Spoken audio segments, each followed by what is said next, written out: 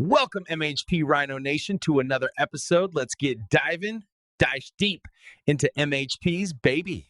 Yeah. Welcome to the deep dive. Today, we're peeling back the layers on something that, on the surface, sounds incredibly niche. Mobile home parks. Yep. Exactly, the acquisition of mobile home parks. But don't let that fool you. Mm-hmm. What we're actually diving into are these, universal lessons. High-stakes negotiation, human psychology. Sales strategy, really. Things you can apply pretty much anywhere. Totally. Whether you're buying a company, negotiating a salary, or, trying to get your kids to eat broccoli. Huh. Maybe even that. We're talking about a specific, proven 10-step sales process designed for these complex, high-value deals. And the goal is ambitious. Extremely. Getting an offer executed the same day. Yeah, think about that. The speed, the confidence needed. The execution, it's got to be precise. Indeed. So our mission for this deep dive is to unpack this meticulously crafted framework. Okay. We've looked at several specialized playbooks, strategy guides, to really understand how it works. How it leverages psychology. Right? How it builds trust so quickly. And how it addresses the unique needs of these owners. It really goes way beyond just the numbers. It sounds like a masterclass in influence. It kind of is. So how do you achieve these super fast, high-stakes closures? Well, that's what we're going to trace. This detailed adaptive sales method, right?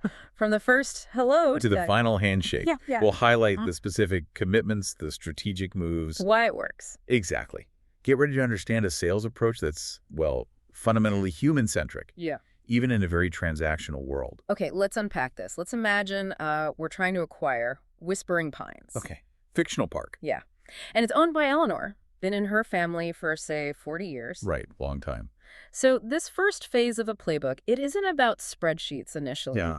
It's about making that initial connection, getting a real sense of Eleanor, the person. Not just the park owner. Exactly. Yeah. Step 1, the warm-up and profile. The goal here seems simple, maybe deceptively so. Build rapport. And qualify them.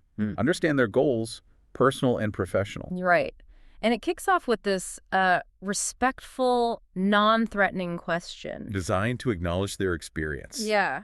Our team might say to Eleanor, based on how long you've owned Whispering Pines, you've probably seen it all. Setting the stage. I imagine it would take a stick of dynamite to get you to sell, right? Okay, so what's fascinating there is the immediate validation. Right. It's not asking if she wants to sell. It acknowledges her deep experience. And it subtly probes her long-term plans. It's non-confrontational. Just starts a conversation about her future vision. Exactly. It shifts the dynamic. Yeah. It's not buyer versus seller right away. It's more like mutual respect. Yeah, tapping into that psychological principle of reciprocity. Right. You respect their history. They're more likely to open up. Precisely. That's a pretty clever way to disarm someone right out of the gate. So you've made that initial connection. How do you shift gears? To get down to business. Yeah, without losing that trust you just built. Okay, that brings us to step 2, the assessment. Right. The goal is straightforward. Gather all the necessary details about the park for analysis. The nitty-gritty. But the action is key here. It's a physical act. Meaning? The sales team actually collects the property details with the owner, using a spreadsheet, getting their input. So it's not just talk. It's immediate, visible action. Shows professionalism. It does, but there's a deeper strategic play. Okay, what's that? Beyond just getting the data. Well, what's often overlooked is this isn't just collecting data. It's a critical early test. That test of what? Of the owner's commitment, their transparency. Right. If Eleanor balks at sharing basic info. Red flag. Big red flag. Signals maybe they're not really serious about a quick process. I see. But for those who engage, who work with you on that spreadsheet. They're invested. Exactly. It creates this powerful sense of collaborative investment. They've put in time, their knowledge. Makes them more receptive later. Much more receptive to your eventual solution because they've helped co-create the foundation. That makes perfect sense. Building that foundation of trust, collaboration. Okay, so you started that, gathered initial facts about Whispering Pines. What's next? Now it gets really interesting, as you said. Yeah. It's all about understanding what truly concerns Eleanor. Her pain points. Right. And then positioning your acquisition as her ultimate solution. Okay, so phase 2. Problem identification and solution framing. Step 3 is pain points and urgency. The goal. Shift her mindset. Towards recognizing a need for a solution. You highlight problems the sales team can solve. So you might point out areas of underperformance at Whispering Pines or management headaches. Exactly. And then you ask Eleanor to articulate her biggest concern. Like, which one concerns you the most? Is it the low occupancy rate? The increasing headaches of tenant management, or maybe the lack of time to enjoy retirement? Getting her can name it herself. Right. And connecting this to the bigger picture. This step is crucial for establishing that emotional resonance. It's not just listing problems. No, it leverages cognitive dissonance. Once Eleanor says her biggest frustration out loud, maybe it's the constant tenant calls wrecking her weekends. Her mind wants a solution. Exactly. It naturally seeks one. And your offer then becomes that satisfying resolution. Yeah. It minimizes her internal conflict. So you're solving her headaches, personal and business, showing empathy before the pitch. Precisely. And this Yeah. isn't just real estate, right? Think about a tech startup pitching VCs. Okay. They don't lead with the algorithm. They articulate the investor's pain. Frustrated by slow returns in Sector X. Making their problem your problem to solve. You got it. That's a powerful reframing. Okay, pain points identified. But what if Eleanor's still wary? Who are these guys? That's a crucial trust barrier, especially if you want a quick close. So how do you overcome that? That brings us to step 4. About our company. The credentials pitch. Sort of, but the goal is to eliminate those potential we need to research you stalls by building immediate trust, demonstrating expertise. And they do it by addressing potential trust issues head on. How directly? Very directly. Asking, do you have any questions about our team and how we work with other park owners? Okay, standard enough. But then, do you see any reason why you wouldn't feel comfortable partnering with us? Whoa. Okay, that is bold, almost counterintuitive, asking for the negative. Exactly. Has that ever backfired? Or does asking, why wouldn't you feel comfortable, actually help? It's bold, and that's why it's effective. It's like a preemptive strike against objections later. How so? By inviting a no or a concern early, you build a deeper yes later. Most people avoid conflict, right? Sure. So if Eleanor voices a concern now, it's usually genuine. And you can address it immediately. And if she says no, I feel comfortable? It solidifies her commitment. It makes her state it. Plus, it frames the team as confident, transparent, respectful. Accelerates the trust building. Massively. It's a strategy you see in high-pressure sales. Get concerns on the table early so they don't become deal breakers down the road. Okay, got it. So, trust established, pain points articulated.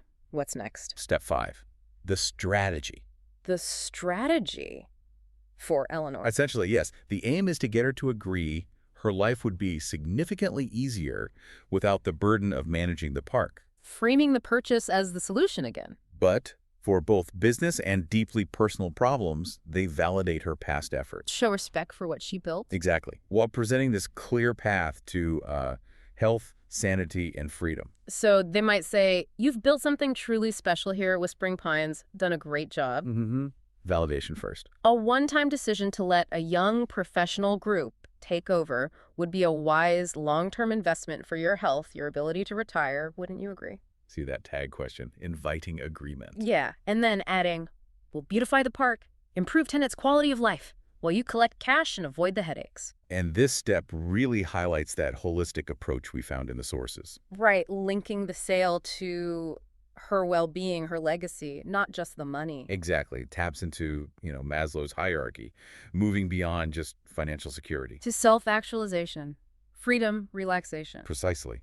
Selling a future state of mind, not just a property. But what about playing devil's advocate here? Go for it. What if Eleanor is purely numbers-driven?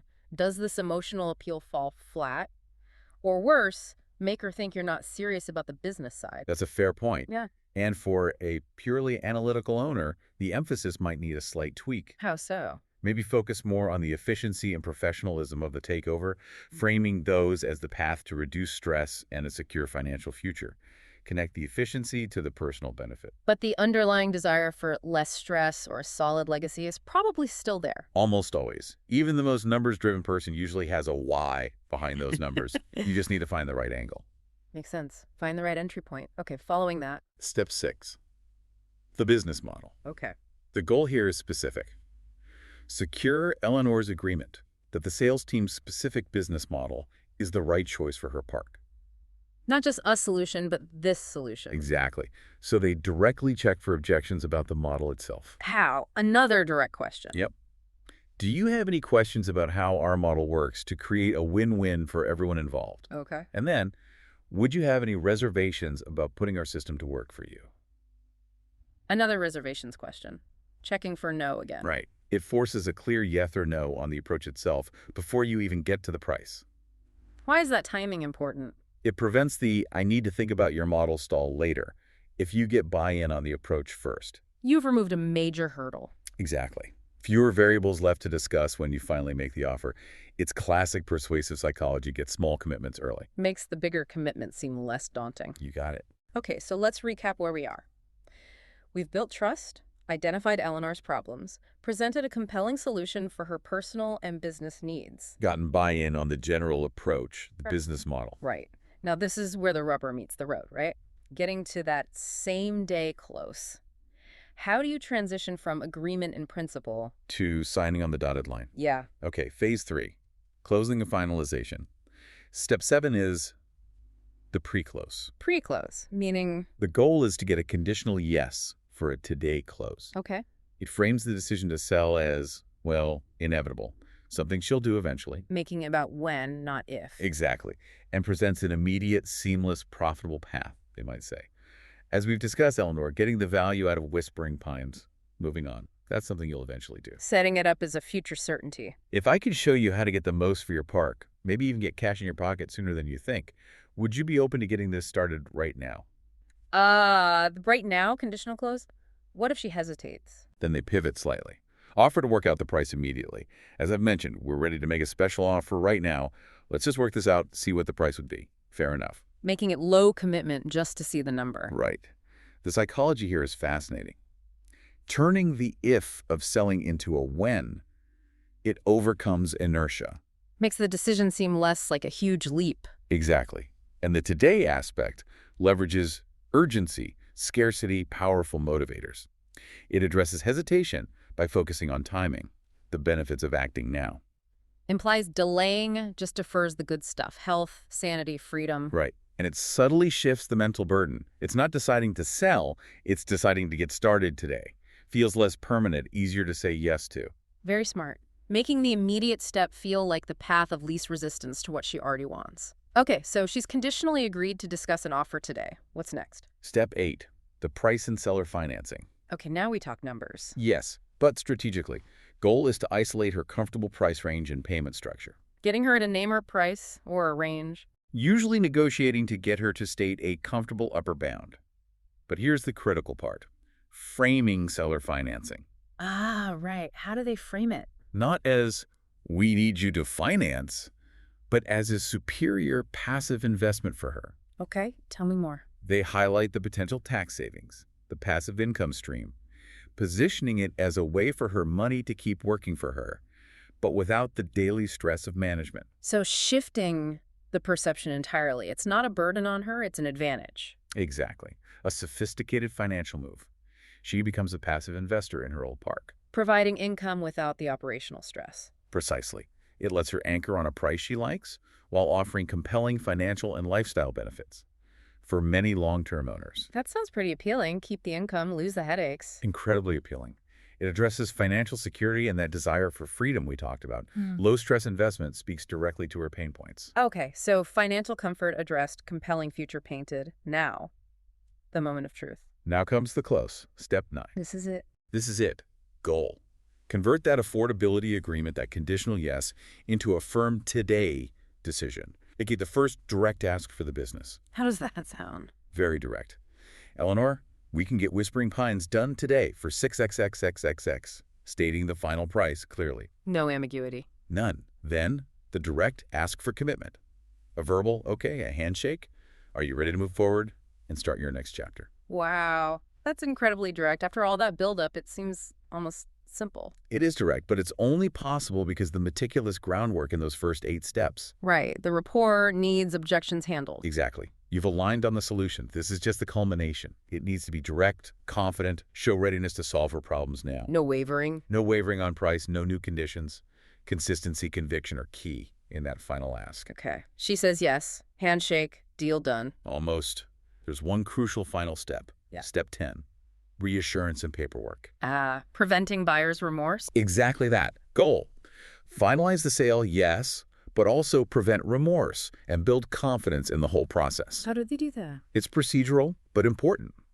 Educate Eleanor on the entire closing process, outline the timeline, explain exactly what to expect after the handshake. Managing expectations. Right. A sale isn't truly complete until the owner feels good about their decision long term. This ensures Eleanor feels confident, reassures her the process will be smooth, professional. Reinforces trust one last time. Exactly. Emphasizes the relationship continues, maybe differently, but it continues. Vital for reputation, future referrals.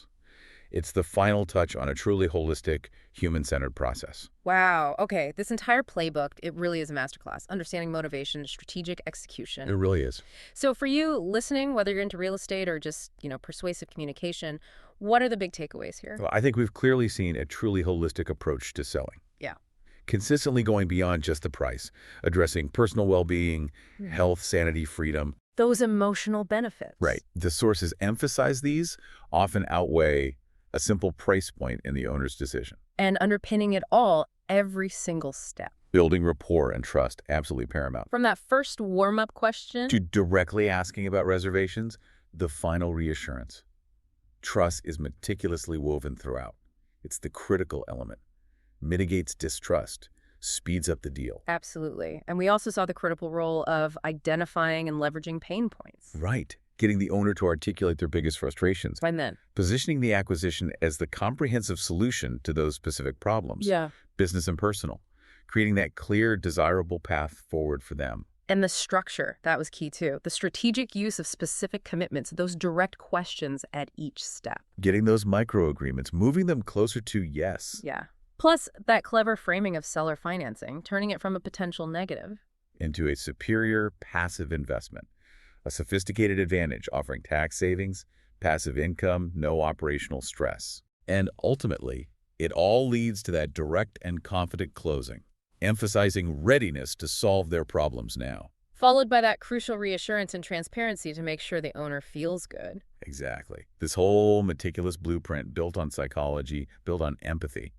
It explains how these deals can happen so fast, sometimes even same day. So what's the practical implication here for your world, for you listening? Well, understanding a strategy like this, it isn't just about mobile home parks, is it? No, definitely not. It's about recognizing the power of a structured, empathetic, and ultimately confident approach in any complex negotiation. Like a job interview, maybe. Articulating the hiring manager's core problem, then presenting yourself as the solution. Perfect example. Or even a family discussion, validating someone's feelings before you propose a path forward. Yeah. So this raises an important question for you to consider, maybe mull over. Okay. In any significant transaction or negotiation you might face, how much of the deal is really about the objective number? And how much is about? How much is about understanding, validating, and addressing those deep-seated, sometimes unspoken personal and emotional needs of the other party? Those hidden motivations. Yeah, because often those are what truly drive the decisions. Powerful stuff to think about. Definitely. Well, we hope this deep dive has given you some surprising insights, some valuable nuggets to carry into your own conversations and explorations. Hope so. Until next time, keep digging, keep learning, and stay well informed.